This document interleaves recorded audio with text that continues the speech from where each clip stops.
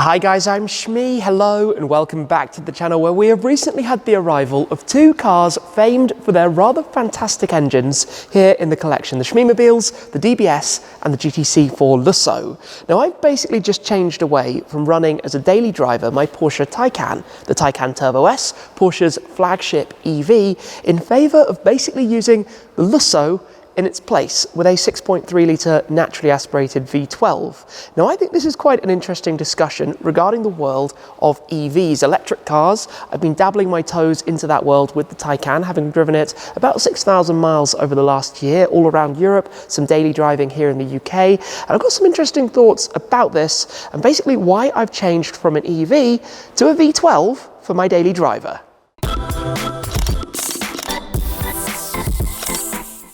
I find this a genuinely fascinating topic. Whenever I touch on the world of electric cars and EVs, it brings out completely polar opposite opinions. People who at one end of the spectrum might be hardcore Tesla fanboys, sorry if that's you, who hate cars like this. At the other end, it might be purist petrol heads who refuse to acknowledge even the existence of electric cars, let alone the fact that that is definitely the way the entire world is heading at this stage with the rules that governments have imposed. Now I think somewhere in the middle. I like technology, I like advancement towards the future. I know that's the way we're going. I'm creating videos on social media platforms, it's what I do, but also I'm a petrol head and emotionally rather like these things and don't want them to ever go anywhere, and hopefully they never will. But it creates this very controversial debate whenever you talk about EVs because it's all so unknown.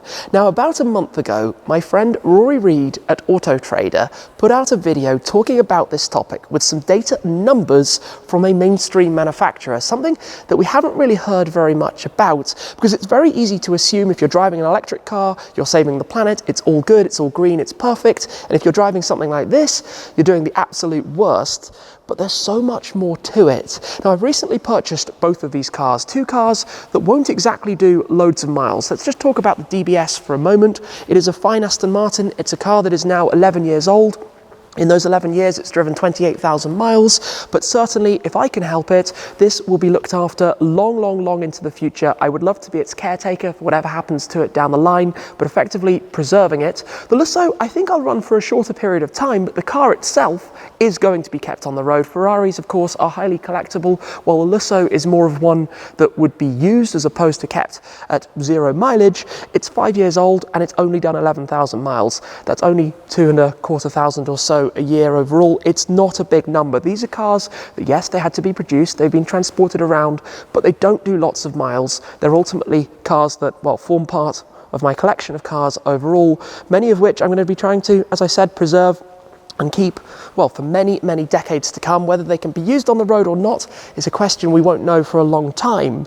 But the video from Rory did some direct comparisons, and I find this really quite interesting because I think we all know now that the manufacturing of batteries is far from efficient at the moment. Obviously this is all improving, but when compared to producing, say, a V12, it's actually worse. So it takes a while of driving a combustion engine vehicle to catch up on the initial emissions that you've produced when you make a battery electric vehicle to begin with. Now the comparison which came out about this, and I'll pop the link down below, actually comes from Volvo.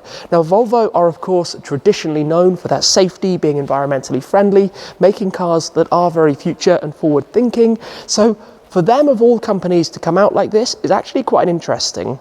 But what they've been able to do is directly compare the production and the outputs of their XC40 with a combustion engine to the XC40 Recharge, which is the full electric equivalent based on the same line. And because they manage the whole process throughout, they have those direct numbers. And effectively, by the time you've produced the electric car, you're going to have to drive a lot of miles in your equivalent combustion engine car to get there. Now, of course, with Volvo vehicles, these are cars that do see daily driving usage. They will clock up those miles in due course. But that's where you get onto the topic of discussion about what are we actually charging with. Of course, we all know that you're popping fuel into cars like this, normally super unleaded, probably come around the world to get to you, quite expensive at the moment as it happens. But what is it in terms of electricity? It's easy to assume that you're popping in fully renewable energy.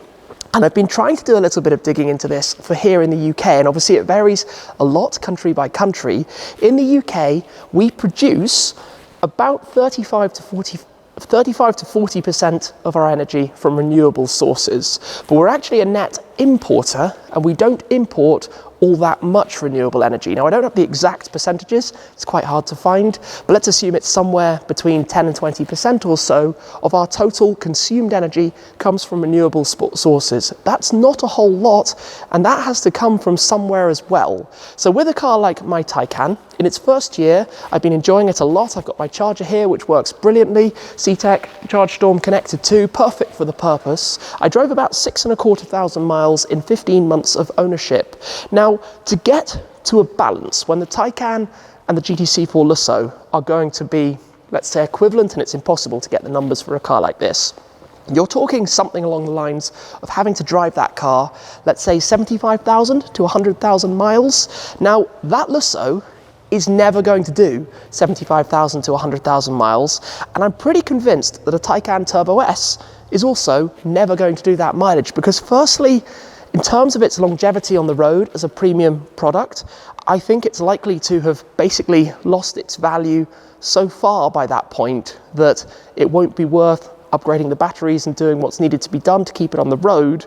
But also, a car like this has that special emotional connection that means people will keep them as part of collections a long way down the line. The DBS, of course, which is done in its 11 years, similarly just under 2,500 miles a year, is going to do very few more, and certainly nowhere near 90,000. So you end up with this really interesting comparison that actually a V12 at the end of the day, and this is really ironic to say, is probably less inefficient globally than a Taycan, which is really weird. And I think we're perhaps not quite getting this mentality yet, and I'm not trying to bash EVs. I actually have another EV or even two EVs on the way to use as cars to experience, to share with you guys, to feature a lot on the channel. So very much enjoying that type of driving, silent, effortless, easy, just charge it up when I'm here at the garage. I've come in today in the GTR Roadster, but generally rotate through the cars a little bit. None of them doing crazy mileage. Perhaps in a year they might,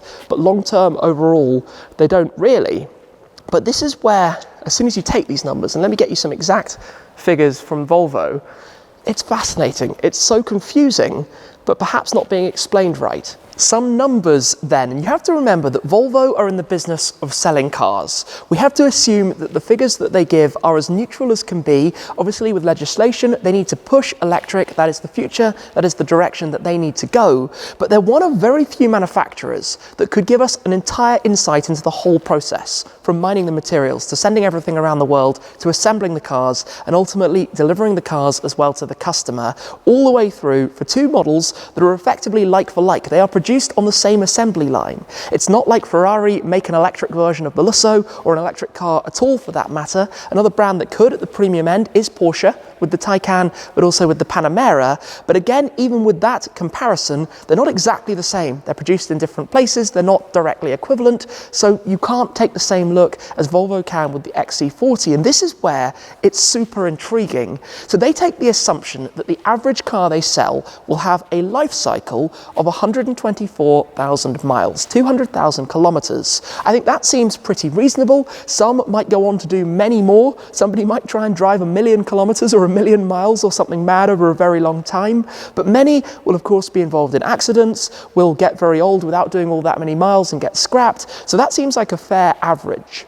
Now, they take three different metrics that give this insight. Of course, I think we all know that to produce the battery in the first place produces more carbon dioxide and emissions than to produce a combustion engine vehicle, because of the minerals, because of everything that's involved. Heavier cars, more involved in them in terms of the parts and getting everything around the world. So you start on the back burner. From the moment of delivery, the battery electric car is certainly worse for the environment than the combustion engine car. So they take these three different numbers. The first is based on a global distribution of supply and usage of renewable energy.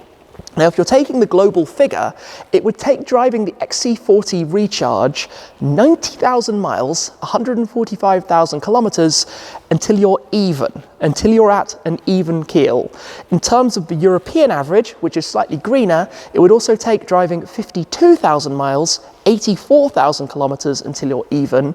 And if you're charging on fully renewable energy at home, from wind, from solar, whatever it might be, it would still take driving 29,000 miles, 45,000 kilometers until the two cars are even in terms of damage to the environment. Now, why I find this really quite fascinating and intriguing to myself is that I think a lot of people would expect those numbers to be much smaller. A car like this will never drive 90,000 miles. It will never drive that much. Now, I know it's a V12, perhaps it's slightly worse having something like this manufactured than having, a more, let's say, regular combustion engined equivalent car.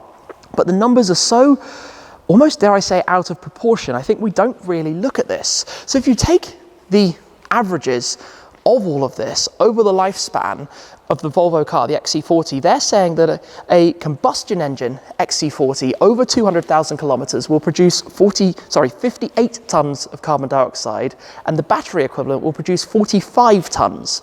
45 versus 58.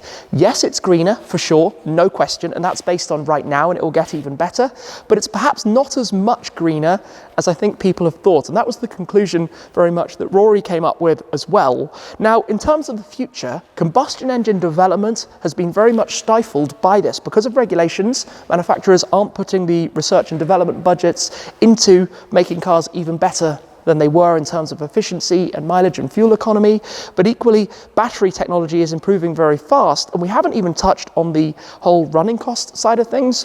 And I talked a lot more about that with my Taycan, that going across Europe using rapid chargers only at the high prices without taxes compared to filling up one of these, the Lusso's not much more expensive in running cost. The actual 1,500 mile journey that I did, 2,500 kilometers, was only probably 30% cheaper based on current charges, and governments haven't worked out yet how to tax electricity properly or equivalently, let's say. But as they take these off the road, the very high taxes on fuel at the moment, those aren't going to be going to national treasuries. So it's got to come from somewhere, and that's going to be a really intriguing thing as well. So I'm not an EV basher, as I said. I enjoyed owning the Taycan, and I'm looking forward to having more EVs in the future and the benefits that they come with. But I think we're not seeing enough of the picture at the moment, and that's what worries me a bit. There is a whole other element to cars like this that I haven't even begun touching on, which is the fact that you don't need something like these. It's all about a passion, an aspiration, a desire. It's a luxury good. It's something to enjoy. It's something that brings communities together. It's something to share, something to be part of with different events. Cars like this are something that grabs your heart. It's not just about going from A to B. It's about enjoying doing so. It's about going on adventures, on road trips, on enjoying every mile you spend behind the wheel. And there's such a big global community about automotive as well, where electric just doesn't give you that same excitement. And many of you who are the pure petrol heads out there will know exactly what I mean. Electric cars are great for commuting, they're great for going from A to B, but they're never going to be as exciting, giving you the thrills, feeling the spine-tingling noise that your car can produce through its exhaust system and its engine. And in fact, talking engines, let's go have a quick nosy at these two, I think, of the finest naturally aspirated V12 engines ever produced. In the Ferrari, we have the 6.3 litre lump, beautifully presented. In fact, both of these are. So let's come and just see if we can open this up very quickly. In the middle, under there, come round to the front. In fact, let me pop open the DBS while we're here as well.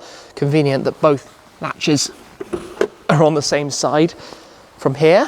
So in the Ferrari, if I can find a catch just in here, we have the wonderful red engine top, 6.3 litres, as I said, technically a development of the engine from the Enzo, wearing Ferrari's original founder's name, and it sounds amazing, and it looks beautiful. Then in the DBS, we have Aston Martin's 5.9 litre, but badged as 6 litre lump, again, wonderfully presented, strut bar running over the top. And there's so much to just admire and take in when you look at them like that.